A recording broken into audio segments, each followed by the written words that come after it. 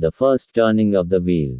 What takes place following enlightenment? After learning the truth under the Bodhi tree, the Buddha sat quietly, tranquil. Even so, awakened, however, the knowledge he had gained was too significant to be kept a secret. The next phase of his journey then commenced, no longer as a seeker, but as an instructor. This is the account of the Buddha's initial teachings. After achieving enlightenment, for several days, the Buddha stayed close to the Bodhi tree. He sat in silence, gaining fresh perspective on the world.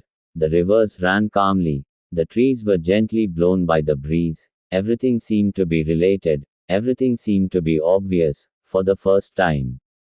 He was not confused, just profound consciousness.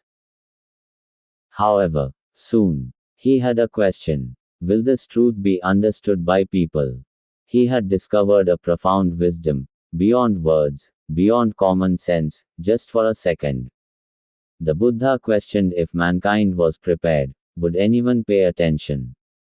Would they comprehend the way out of pain? But suddenly his heart began to feel compassion. He was aware of people were looking for the truth. People are awaiting direction. Thus, he made the decision to become a teacher. The Buddha started moving in the direction of Sarnath close to Varanasi. 5 ascetics lived there, individuals who, during his years of great asceticism, had practiced with him. They first had doubts about him due to Siddhartha's abandonment of intense suffering. They thought he had given up. However, as they noticed him coming, something didn't feel right. He had a serene expression. His presence was serene, wisdom filled his eyes, and gradually, their uncertainty vanished. In Sarnath's deer park, for the first time, the Buddha spoke, not in the role of a prince, not as a pursuer, as the enlightened one, though.